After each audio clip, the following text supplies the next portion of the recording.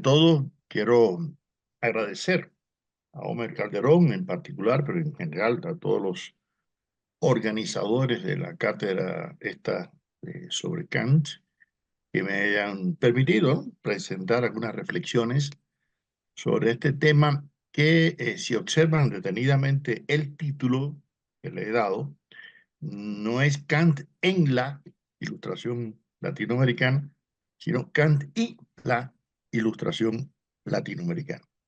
Y esa palabra no es una cuestión muy simple, no es lo mismo en que y.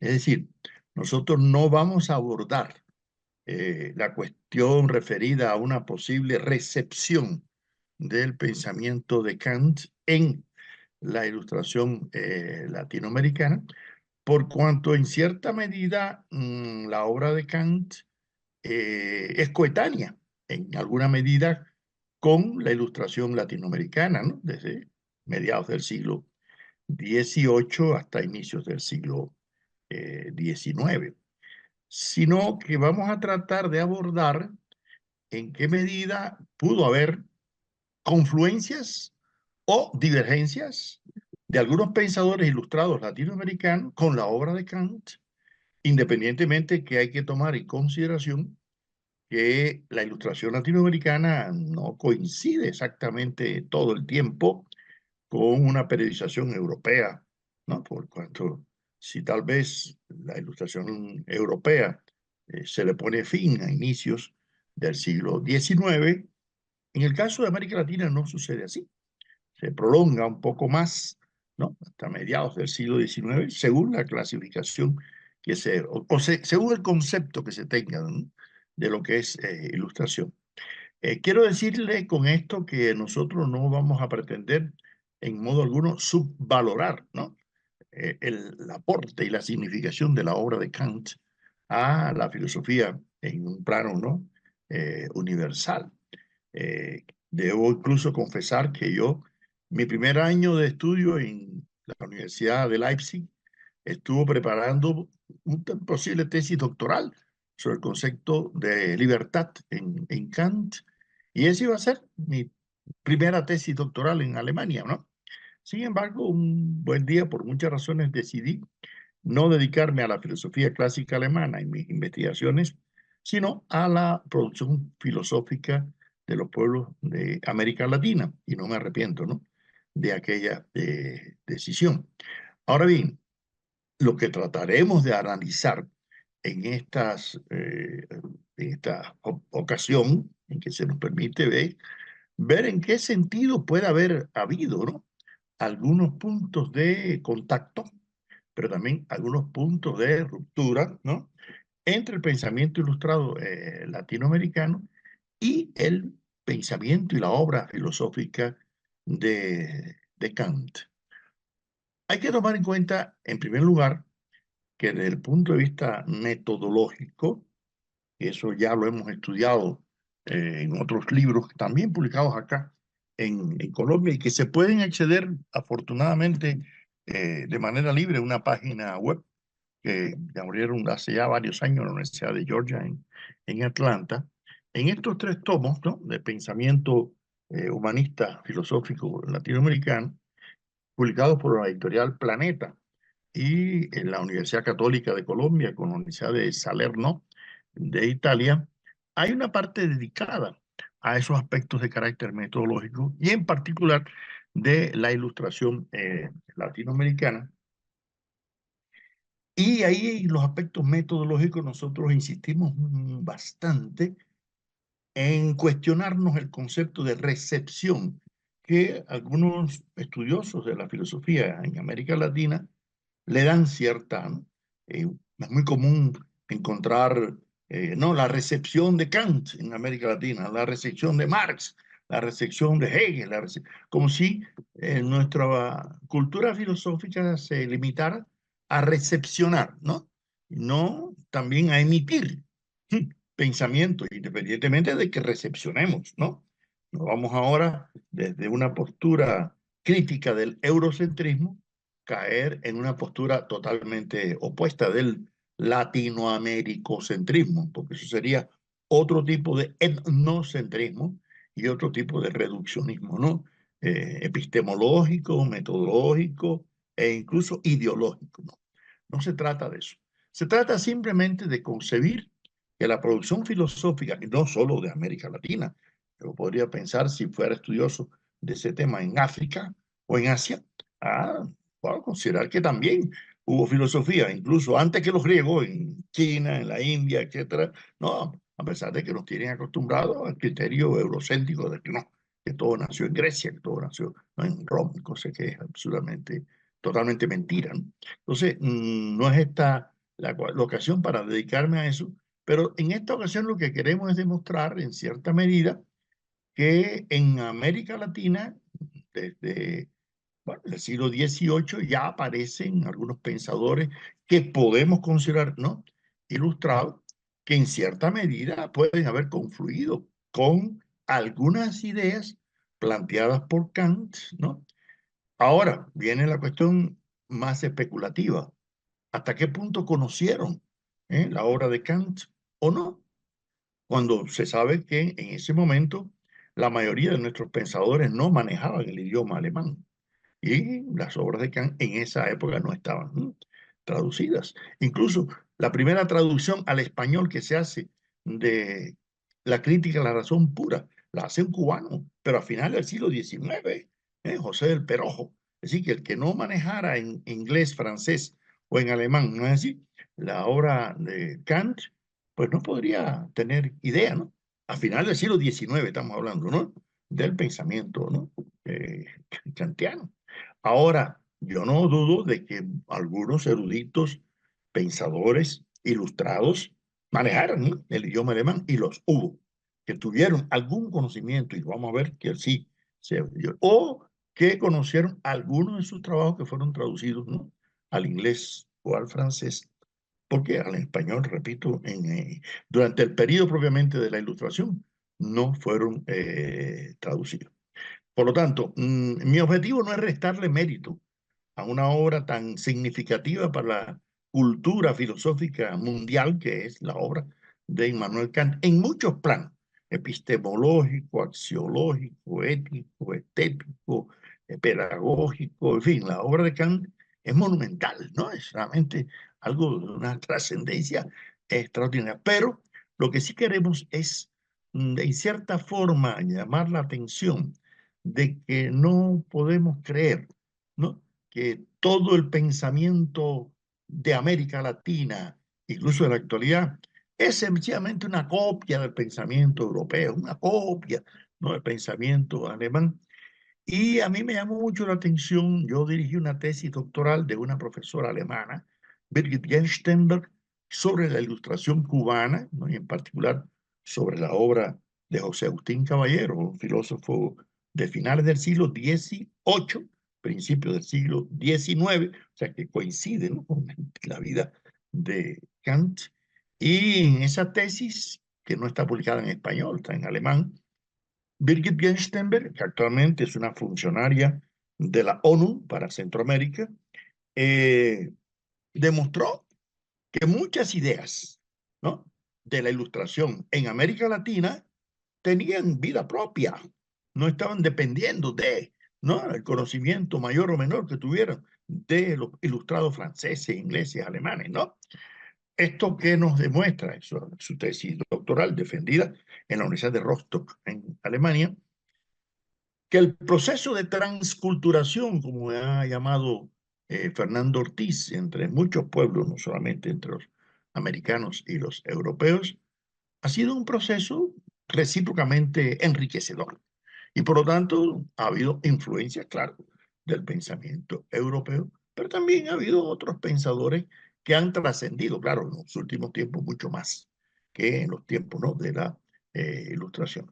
Pero bien, antes de entrar a ver algunas de las posibles confluencias o divergencias, ¿no?, e incluso críticas a la obra de Kant, ya por ilustrados latinoamericanos, yo creo que sería prudente primero dar una pequeña imagen, ¿no?, un boceto de lo que significó la Ilustración latinoamericana, por varias razones. Yo creo que la ilustración latinoamericana jugó un papel muy significativo en la construcción de la identidad de los pueblos, ¿no? de América Latina, y por muchas razones. En primer lugar, porque ya el pensamiento escolástico que antecede a la Ilustración tenía unas características que no tampoco coincidían con la escolástica europea y mucho menos con la contrarreformista escolástica española, por una razón elemental. Los debates que se dieron aquí, los siglos XVI, XVII, sobre todo XVI, pero que languidecieron un poco en el XVII y reaparecen precisamente en el XVIII, sobre la condición humana de los pueblos originarios, de los indígenas. Eso va a ser un tema antropológico que no estaba en los planos de la teocéntrica escolástica española, ni portuguesa. Tampoco es que vamos a decir que fuera extremadamente antropocéntrica la escolástica. No, no, no, no.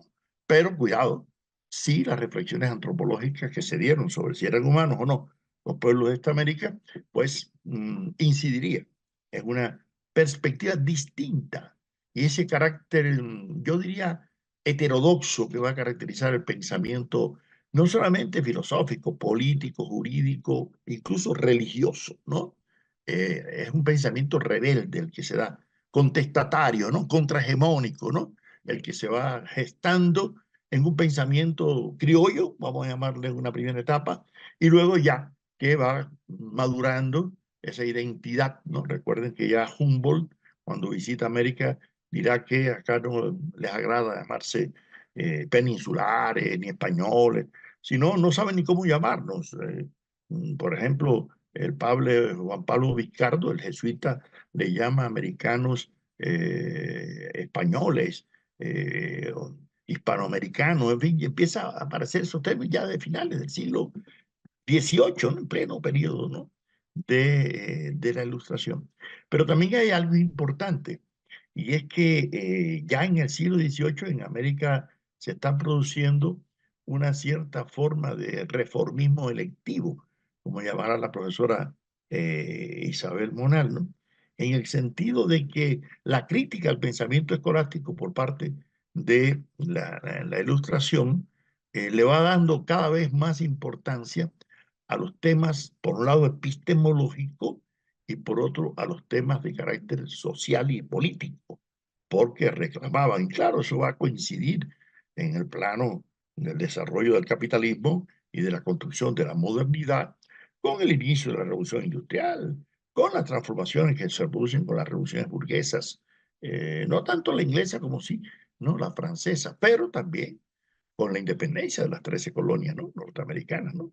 del imperio inglés. Entonces, esos factores de carácter externo van a tener cierta repercusión, pero hay otros factores de carácter interno que a veces se subestiman por la historiadora, la historiografía contemporánea, y es todo el conjunto de insurrecciones de indígenas, como la de Tupac Amaru, de Tupac Katari, de los indios de la Sierra Madre Oriental, ¿no? allá de los Tarahumaras, o aquí de la lucha de los pijaos en esta zona, o de los mapuches, o de los guaraníes, contra, ¿no? el imperio de los colonialistas españoles. Así que la cuestión no fue tan sencilla. Hubo, y no solamente de indígenas, sino también insurrecciones de negros esclavos, ¿no? en cantidad, ¿no?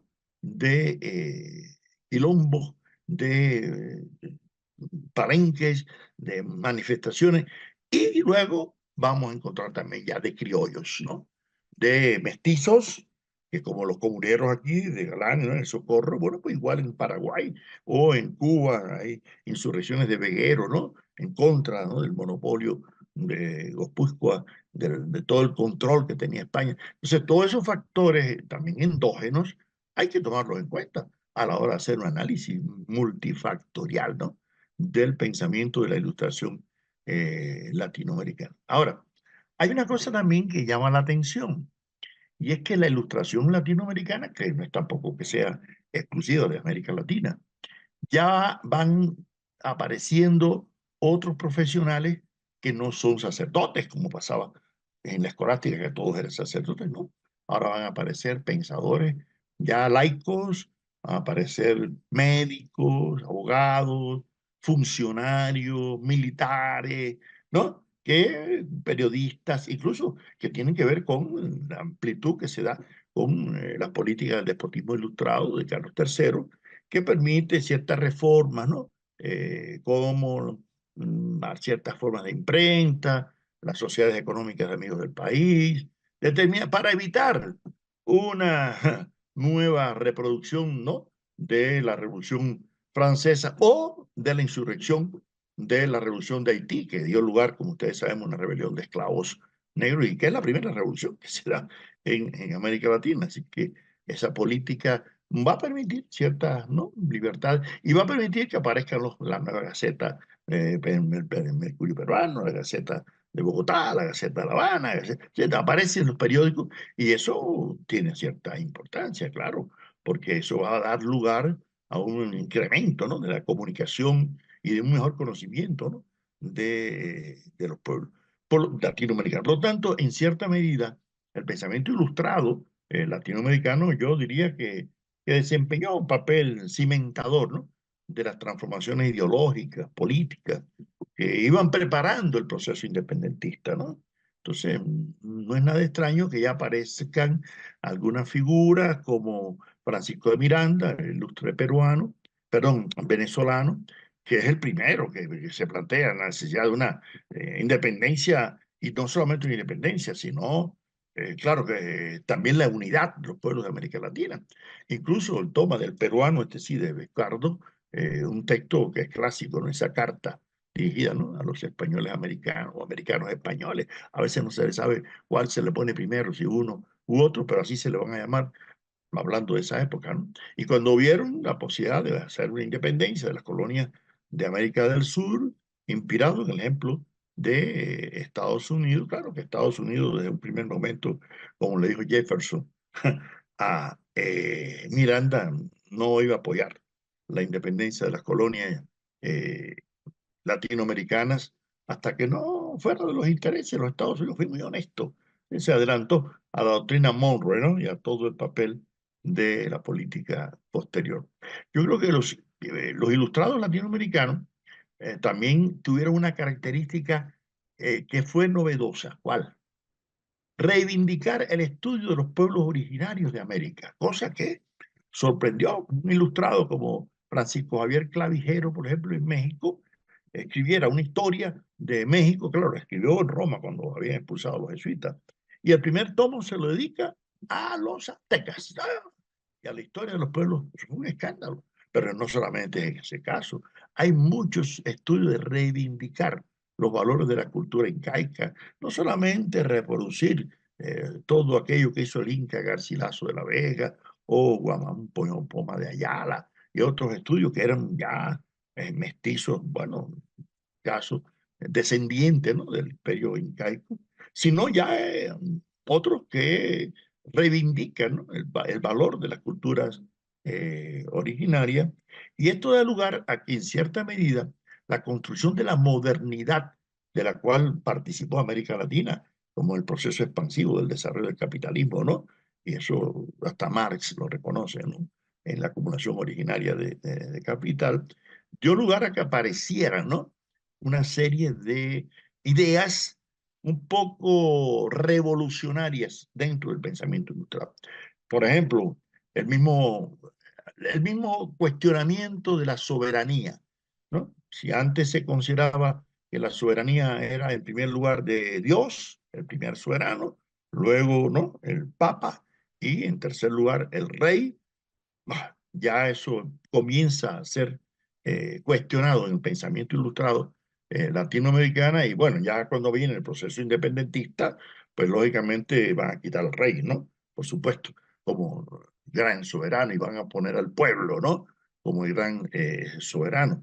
Pero poco a poco va desapareciendo el Papa también dentro de ese concepto de soberanía.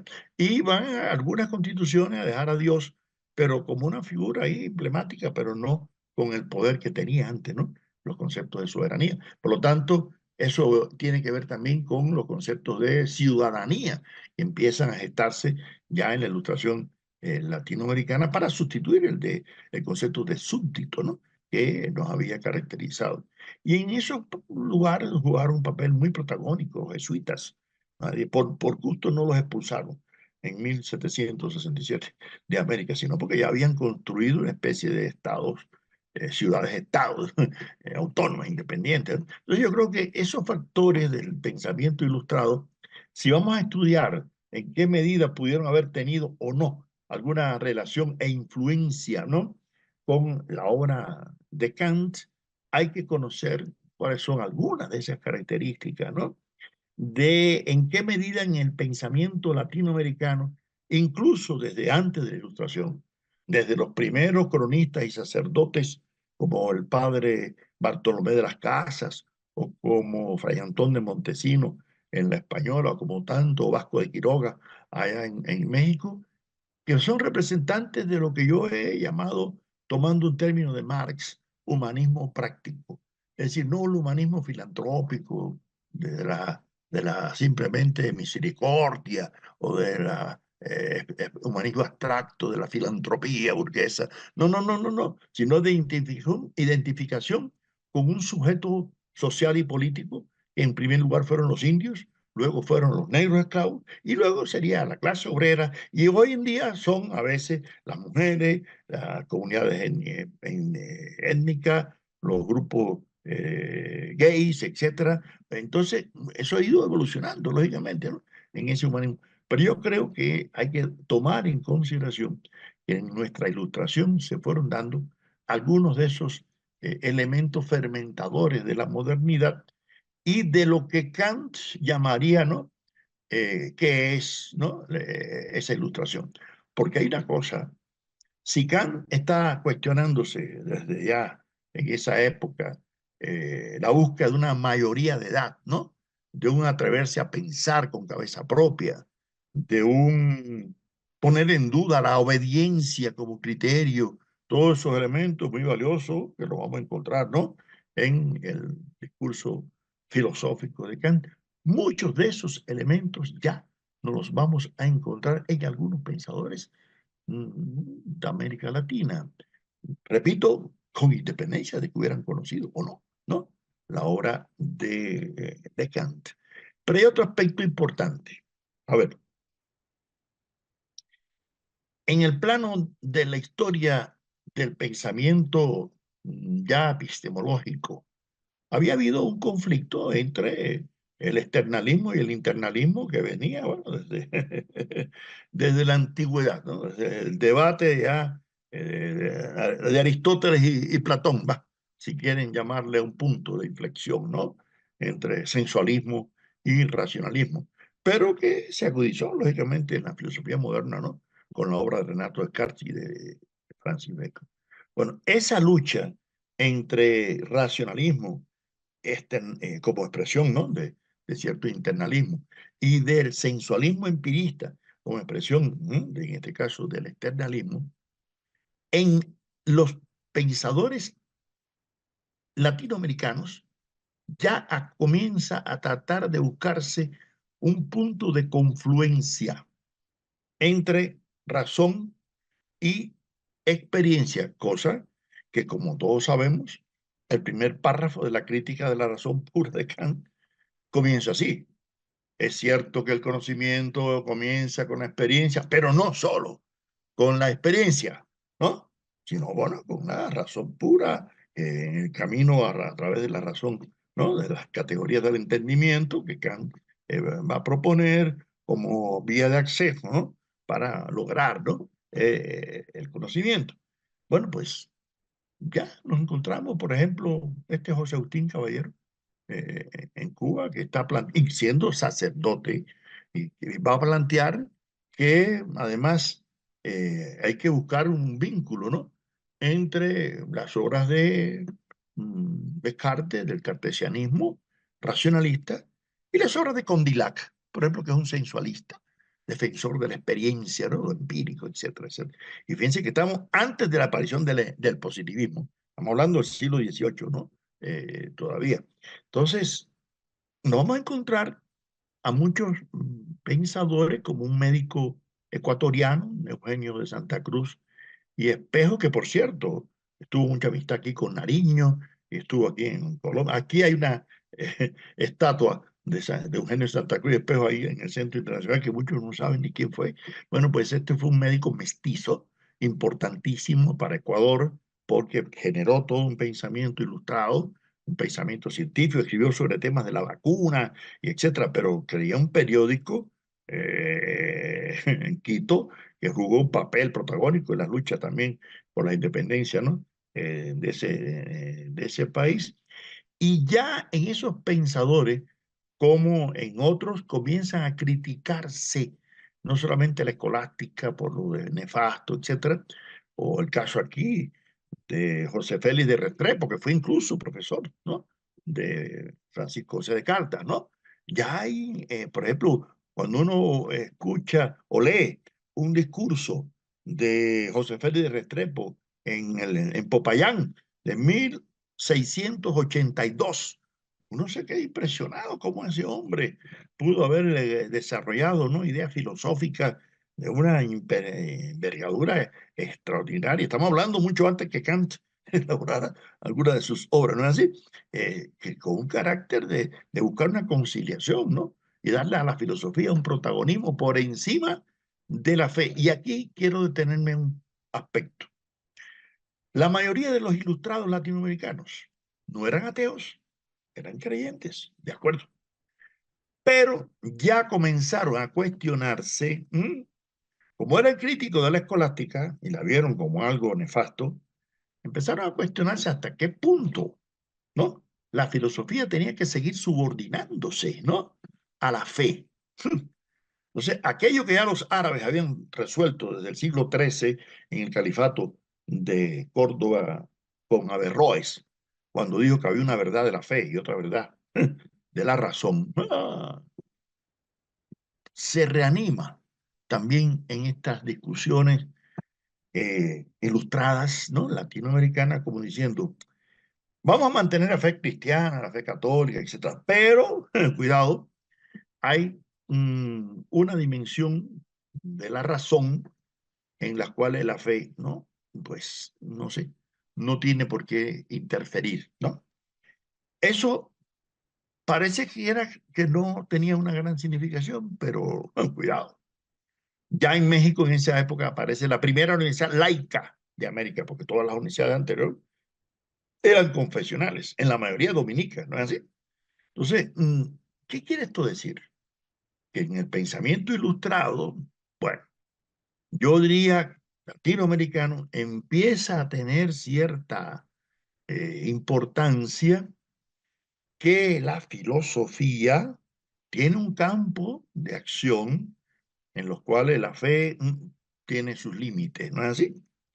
Y yo no sé hasta qué punto, y yo creo que vamos a verlo después más adelante en mis reflexiones, algunas críticas que se le va a hacer a Kant por sus antinomias precisamente, ¿no?, respecto al tema de si hay argumentos racionales para demostrar que Dios existe o hay argumentos racionales para demostrar que no existe, ya comienza a generarse algunos cuestionamientos, porque ya sabemos que Kant había dicho que había igual capacidad de razonamiento para demostrar la prueba de Dios o para demostrar su inexistencia, porque esa no era un problema de la razón pura, sino un problema de la razón práctica, ¿no?, de la ética, del comportamiento del, ¿no?, ciudadano del mundo, el Weltbürger que hablaba Kant, ¿no?, y que había que actuar en dependencia de la alteridad frente a, ¿no?, los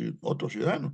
Bueno, pues esa idea de cierta autonomía, ¿no?, vamos a decirlo así, de la razón que da la filosofía con relación a la fe, ya la vamos a encontrar también en algunos, incluso sacerdotes, ya es importante, hasta en algunos sacerdotes, pero lógicamente también más en algunos pensadores laicos, ¿no es así?, en la ilustración latinoamericana. Yo creo que la ilustración latinoamericana fue creando una especie de base, ¿no?, de discusión teórica que demandaba, ¿no?, las relaciones burguesas que comenzaban ya de una forma más acelerada a producirse.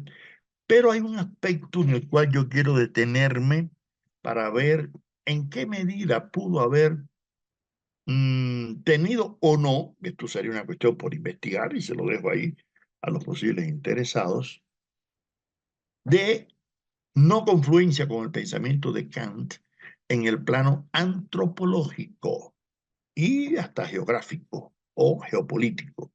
¿Por qué?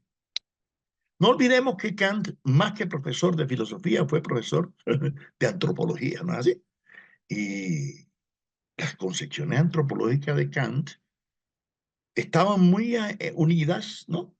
Primero a la Naturphilosophie, esa filosofía de la naturaleza, pero también al justnaturalismo y a toda visión que se estaba dando de las ciencias naturales en una época de la enciclopedia francesa, ¿no? En la época del auge, ¿no? De todas esas ciencias, de la biología, del nacimiento de la geología, nacimiento, ¿no? De ciencias como precisamente la antropología.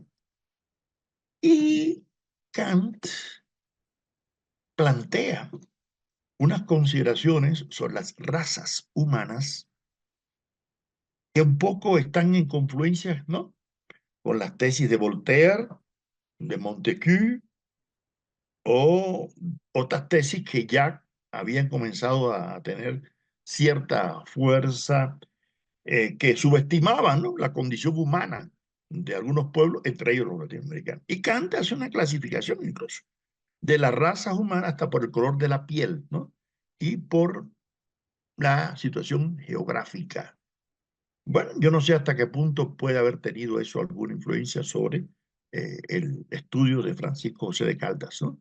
Sobre la influencia del medio geográfico en el, las condiciones de los pueblos. Pero para Kant, la raza superior era la blanca, ¿no? La europea, ¿no? Las razas inferiores eran la negra del África, la amarilla del Asia y la roja de América. Él le dio hasta esos cuatro colores y, por supuesto, la raza blanca era superior. Quiero decirle que esas consideraciones un poco misantrópicas, vamos a llamarle con sus términos, no parece que fueron muy del agrado de algunos ilustrados latinoamericanos que, al contrario, desde el principio, de incluso hasta Bartolomé de la Casa, dice que los indígenas son iguales a todos los, ¿no?, demás seres humanos, son hombres, son racionales, ¿no? Incluso se dio un debate hasta, porque al principio pensaron que los indígenas eran semibestias, y si tenían relaciones sexuales con las indígenas, los peninsulares, cometían pecado de coitus bárbaros o coitus animalis. O sea, cosa absurda, hasta que por fin dijeron, no, no, no, son humanos. Ah, bueno, entonces pueden tener, porque los conquistadores europeos, los franceses e ingleses traían sus esposas para Norteamérica, pero los españoles y los portugueses en Brasil no traían sus esposas, porque venían con otro criterio. Ellos venían no a sentarse, no a ser colonos, como en el caso de Norteamérica, los ingleses y los franceses, sino a llevarse la mayor cantidad de oro y de plata para tener la mejor vida, ¿no? En España. Esa era la concepción principal. Entonces tenían relaciones sexuales, aquí dejaban hijos, pero sin ningún vínculo matrimonial. Pero bueno, lo cierto es que parece que esas consideraciones antropológicas de Kant no podrían coincidir, vamos a decir, con muchos criterios mm, antropológicos de ilustrados, ¿no?, latinoamericanos. Por eso, claro, eso sería un tema de investigación. Pero hay algo importante, y es que si los ilustrados latinoamericanos, fíjense, hubieran caído en esa concepción, ¿no?, de considerar que los indígenas eran inferiores, que los negros. Señores, ¿ustedes creen que el proceso de independencia hubiera contado con la participación de indígenas, de mestizos?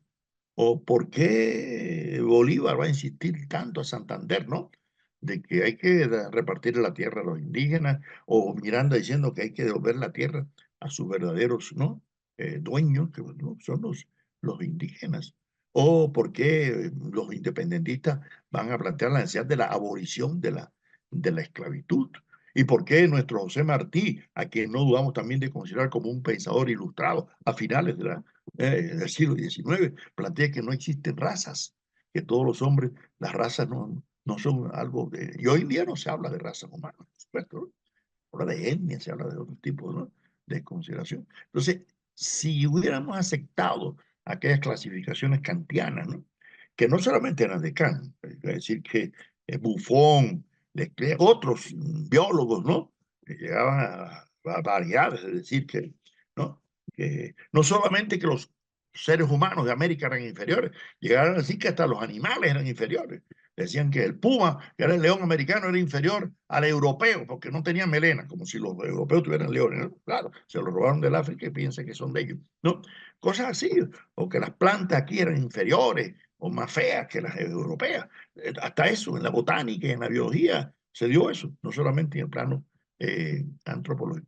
Por eso yo creo que la ilustración de América Latina, por el contrario, fue gestando un pensamiento de igualdad, de fraternidad, de buscar unidad, ¿no es así? Para la lucha por la independencia, porque con otras consideraciones antropológicas no hubiera sido posible, ¿no? El proceso independentista. Y además, porque ya comenzó a darse en ese pensamiento ilustrado temprano una postura de crítica a pensar que todo lo bueno viene de Europa, ¿no? Y que nosotros lo único que tenemos que hacer es copiar. Y nadie va a cuestionar las posturas del gran pedagogo venezolano Simón Rodríguez, maestro de Simón Bolívar, cuando decía, inventamos o erramos. Y lo que tenemos que imitarle a los europeos es la capacidad de invención, de creación que han tenido para gestar, ¿no? Nuevas formas de sociedades, ¿no? Entonces, ¿qué quiere esto decir? Que ya las críticas, ¿no? A esa concepción eurocéntrica, que por cierto, pareciera que eso no ha desaparecido del todo en nuestras vidas académicas, y les confieso que cuando yo presenté este libro sobre democracia y derechos humanos en 2 tomos que publicó Penguin Random House aquí en Colombia, lo presentó el amigo Gianni Battimo, que falleció el año pasado, un filósofo italiano. Yo decía que está hecho, dice, visión humanista desde América Latina sobre los derechos humanos y democracia. Yo, mira, yo no aspiro a demostrar, ¿no? Que la democracia en América Latina es superior a la europea o la otra. No, no, no, no. Lo que quiero es demostrar, primero, que ningún país tiene el democratómetro perfecto para medir qué pueblo es más democrático que otro, porque la democracia es un constructo y los pueblos originarios de América tenían formas de vida democrática. Eso hasta el propio Bartolomé de las Casas lo reconoce cuando llegó aquel cacique purépecha frente al rey, ¿no? Que tomaba una decisión para elegir al rey que fallecía, el sucesor, que no tenía que ser pariente, ni hijo, ni de el rey que había fallecido. Entonces no eran democráticos, ¿no? O no existían formas democráticas en los pueblos del África o del Asia. O todo tiene que estar en Atenas. Ah, porque la palabrita democracia es griega, sí, pero ¿quién eran los demócratas en Atenas? Las mujeres, y no, las mujeres no votaban. Los hilotas, los esclavos tampoco. Los metecos, los extranjeros tampoco. Los aristos tampoco. Entonces, ¿quién era? Un grupo de machitos de clase media. Ese era el paradigma, digo yo, no el paradigma, ¿no? De la democracia. Ah, bueno, pues entonces, conclusión. ¿Por qué yo digo, insisto en esto? Ah, sencillamente por una razón. Porque si nosotros vamos a pensar que los problemas económicos, políticos, sociales, jurídicos que tenemos los pueblos de América Latina, para resolverlo hay que buscar a Ferrajoli, hay que buscar a Habermas, a Bobbio, para que nos resuelva, ¿no? Los problemas, entonces sí estamos perdidos. Yo creo que hay que leer a Bobbio, hay que leer a Ferrajoli, hay que leer a ¿no? los grandes filósofos, pedagogos, pensadores de todas partes, pero cuidado, también tenemos que leer a nuestros pensadores de América Latina, nuestros ilustrados, ¿no es así? Porque si no nos conocemos no podremos andar juntos luchando como la plata en las raíces de los Andes, como diría José Martí, ¿no? Posteriormente.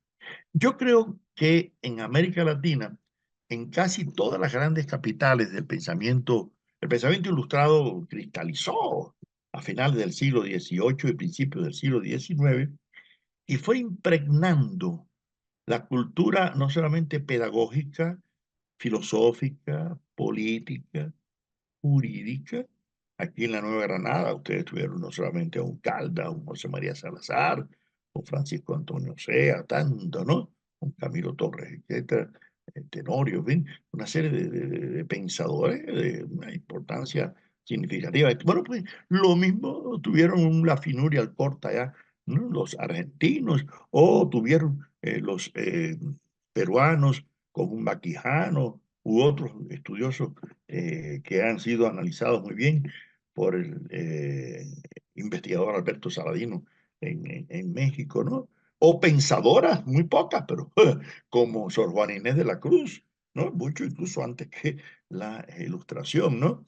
Y en nuestro caso, de mi país, de Cuba, tuvimos a un, no sé, un José Agustín, tuvimos también a un Félix Varela, que por cierto, es uno de los que yo he visto que toma una postura crítica ante Kant por varias razones, ¿no?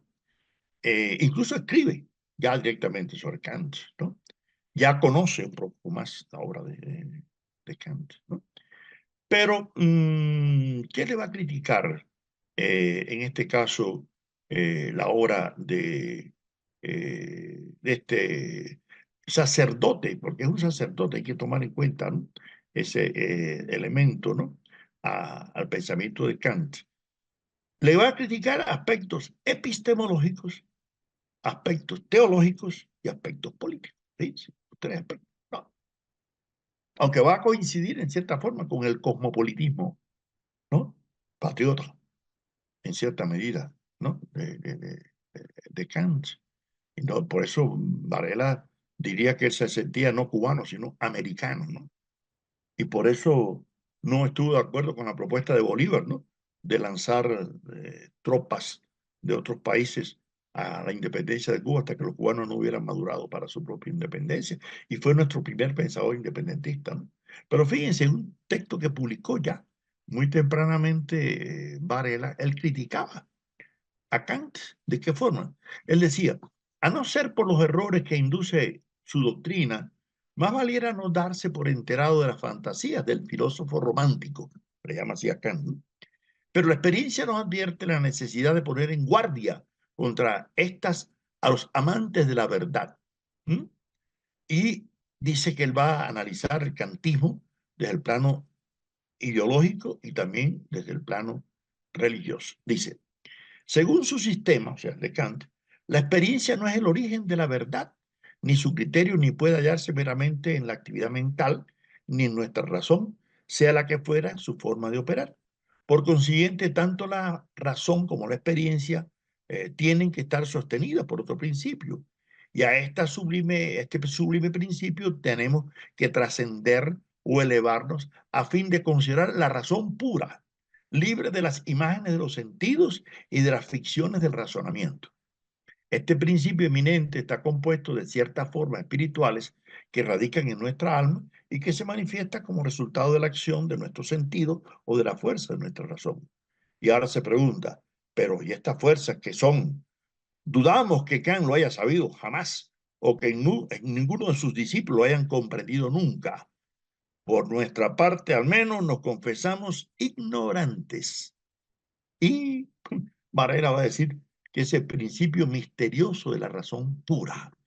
¿Qué le está criticando un ilustrado, ¿no? Cubano a Kant? Sobre todo la postura respecto al tema de la experiencia, ¿no?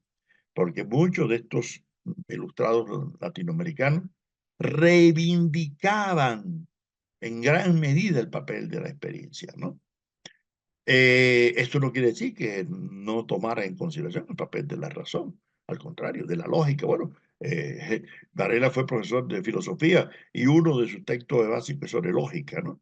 Pero no es lo que le van a criticar es en cierta medida el escepticismo, ¿no?, que conduce a ese agnosticismo de la cosa en sí y sobre todo de esa duda que nos plantea Kant, ¿no?, de que en un final el conocimiento no puede trascender más allá, ¿no?, del fenómeno, ¿no?, y no llega al número, ¿no?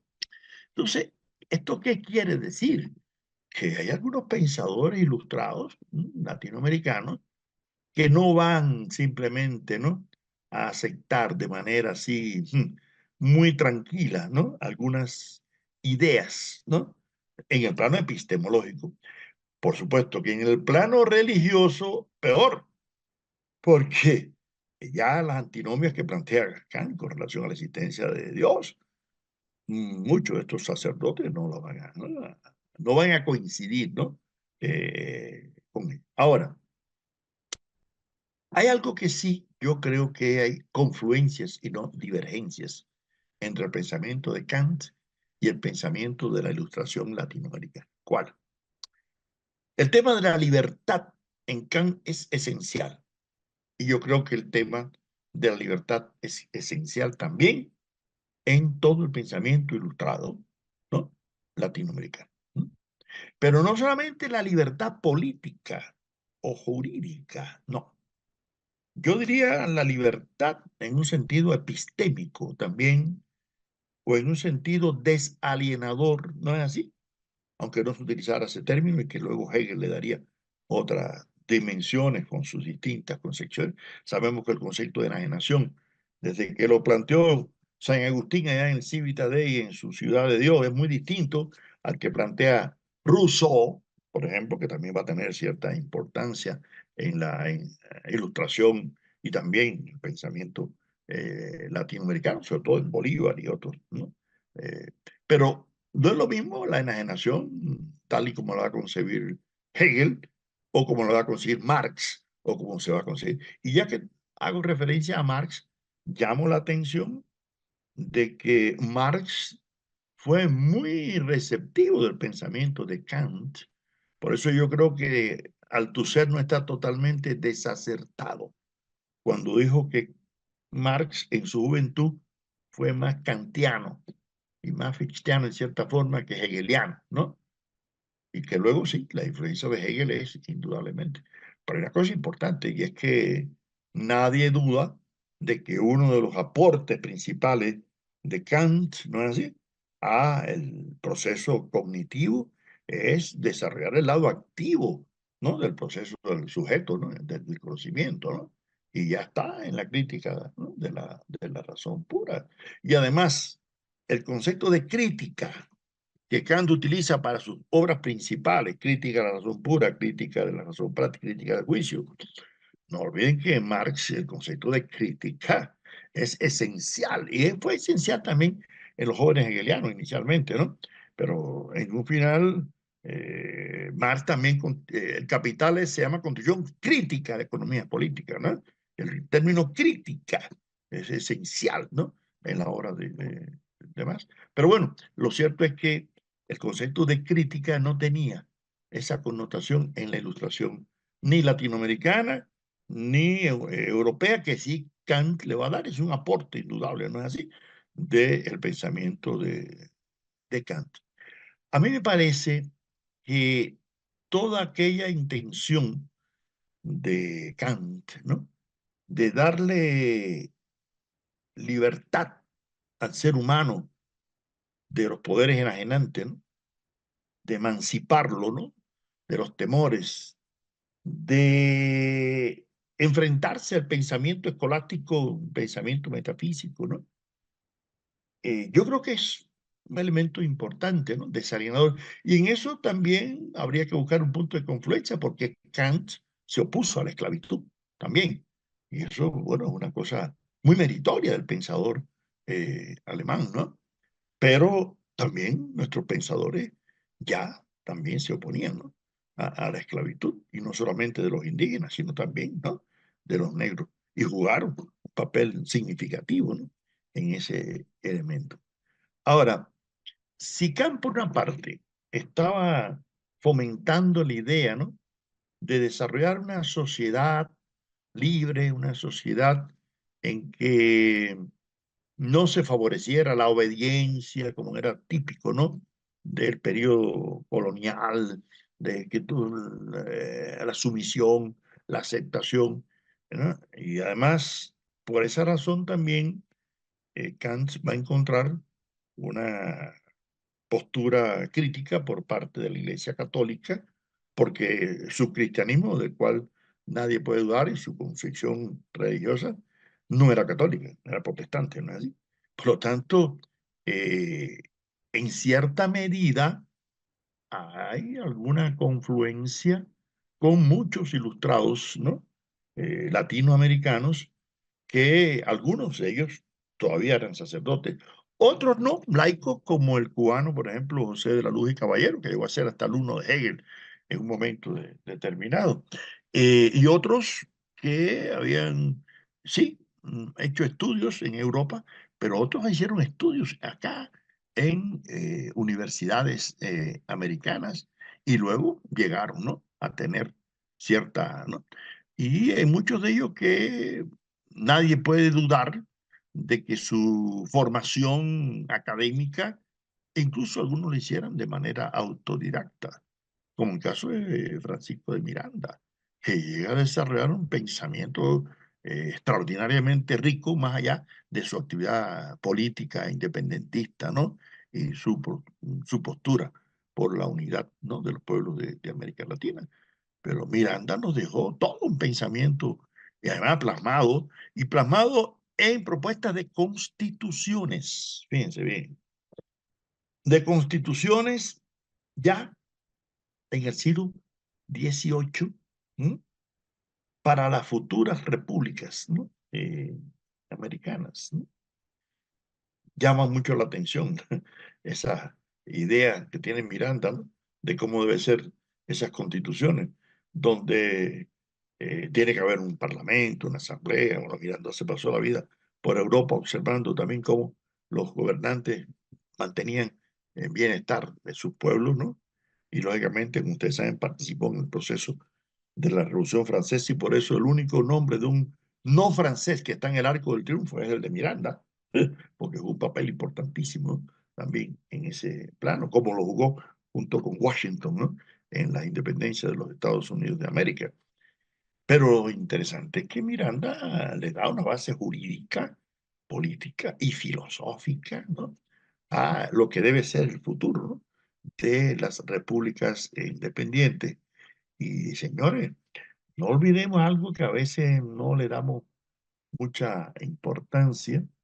Mientras que en Europa, ya después de Napoleón, estarían restituyendo monarquías absolutas de Santa Alianza y de Sacro Imperio, qué sé yo, aquí en América estábamos fundando repúblicas democráticas con todas las falencias que podrían tener aquellas incipientes repúblicas de la independencia recién surgida. Pero nadie puede dudar, ¿no?, de que era un paso de avance extraordinario, ¿no? Y si no hubiera habido un pensamiento ilustrado, ¿m?, en el plano político y en el plano jurídico, yo dudo mucho, sinceramente, que hubiéramos tenido próceres. Yo tengo la idea de que si no hubiera habido un Andrés Bello, ¿ah?, igual que un Simón Rodríguez, difícilmente se hubiera formado, ¿no?, Simón Bolívar. Y nadie puede dudar de que Andrés Bello fue un ilustrado en el mejor sentido de la palabra, y vive todo la primera mitad del siglo XIX. Pero ¿qué tiene? A ver, ¿qué tiene de distinto Andrés Bello? Que escribió, fíjense, el Código Civil, que no solamente escribió para los chilenos, sino para todos los países de América Latina. Reprodujeron, ¿no?, el Código Civil de los elaborado por, ¿no?, Andrés Bello. Hoy en día usted llega al CSIC, al Consejo de Investigaciones Científicas de España, y pregunta cuál es la mejor gramática castellana elaborada, ¿no?, para los españoles, y le van a decir la gramática de Andrés Bello. Pero es que Andrés Bello, que además estuvo 20 años en Inglaterra, eso sí, nunca va a duda, escribió un libro, Filosofía del Entendimiento Humano, que cuando José Gaos, el rector de la Universidad hoy Complutense, la Central de Madrid, en 1939, llegó con los republicanos que habían emigrado a México a la caída de la República, ¿no? Por el auge de la victoria del franquismo, le dijo, y eso me lo contó Leopoldo Sea, dando un golpe con el libro sobre la mesa, ¿quién ha leído este libro? No, nadie había leído. Estudiante de filosofía de la UNAM de México, ¿no? De la cual surgiría Leopoldo Sea y toda una serie de generaciones de estudiosos de filosofía en América Latina. Y dijo, qué lástima que este hombre no hubiera nacido en una aldea de Inglaterra cualquiera. Su libro estaría al lado de la de John Locke, George Berkeley o Baby Hume, pero se jodió porque nació en Caracas. Y ese es el tema del eurocentrismo. Entonces, ¿qué tiene de menos Andrés Bello, que iba con Humboldt en una canoa por el Orinoco buscando? Yo no pienso que tenga nada que envidiar a Voltaire, ni a Montesquieu, ni a Rousseau, para que sea considerado también un ilustrado universal. Ah, pero el problema es que el universal nosotros se lo hemos reservado nada más que a los europeos.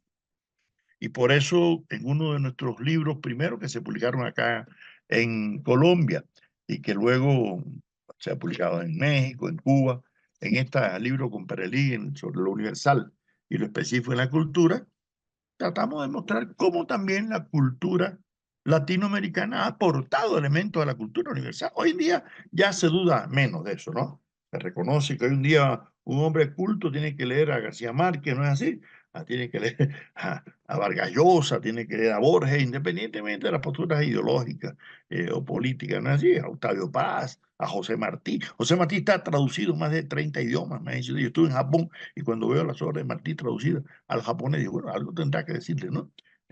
A los japoneses, ¿no? O José Vasconcelos, el mexicano que está traducido en más de 20 idiomas también. José Ingeniero. Claro, casi todos son José, no sé, hay algunas pocas Marías, ¿no? Pero hoy en día sí es más sencillo reconocer, ¿no? La participación de la cultura latinoamericana, ¿no? En la cultura universal. Pero hasta hace muy poco tiempo, lo universal era solamente lo grecolatino o lo alemán o lo inglés o lo francés y punto. ¿No es así?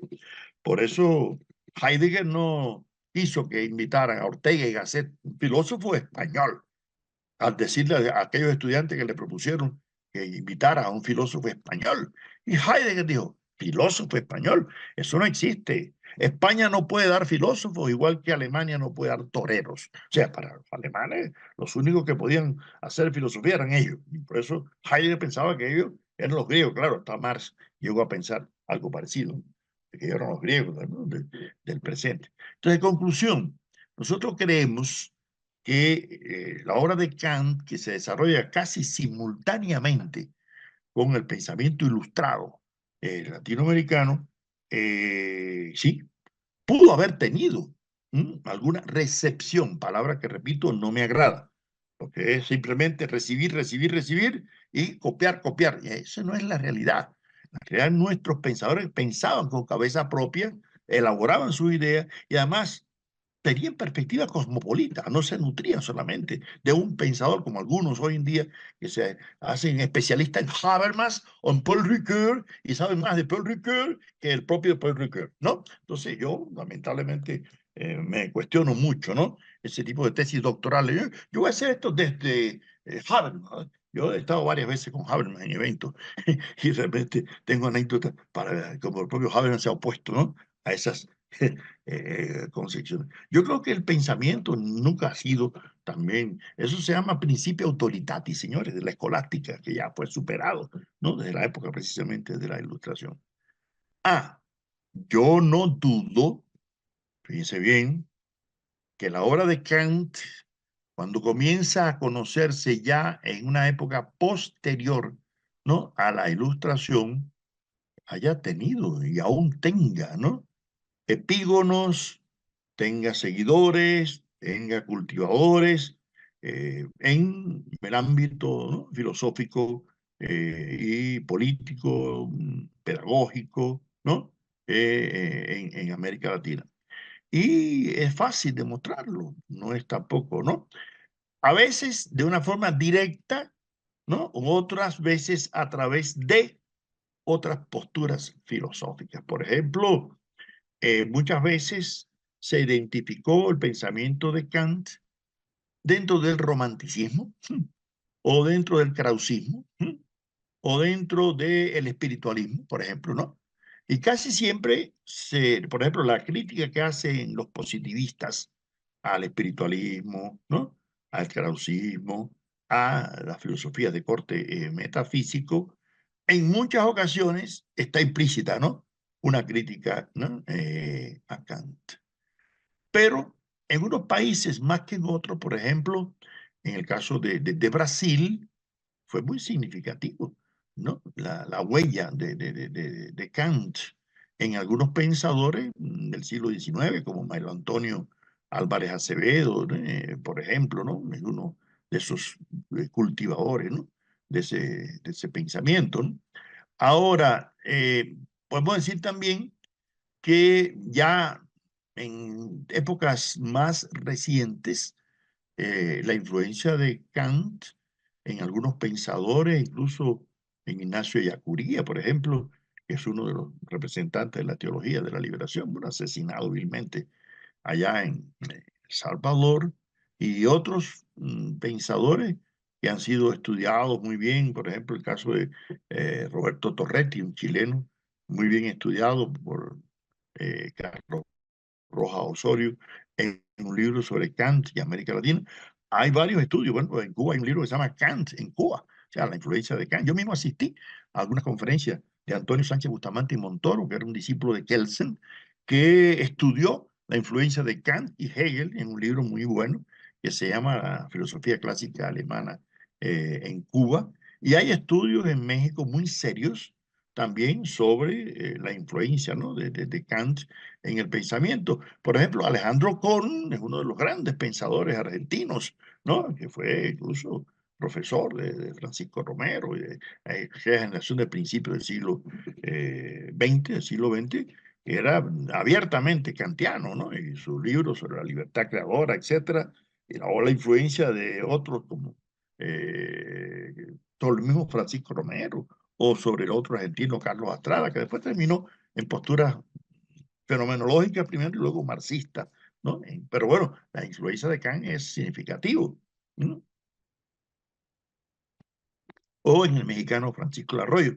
Pero también aquí ustedes tienen en la costa a Julio Enrique Blanco, ¿no? Este filósofo barranquillero, que incluso llegó a escribir sobre Kant y la matemática física, o en Ernesto Maiz Vallenilla, en Venezuela, que ha escrito sobre el problema de la nada.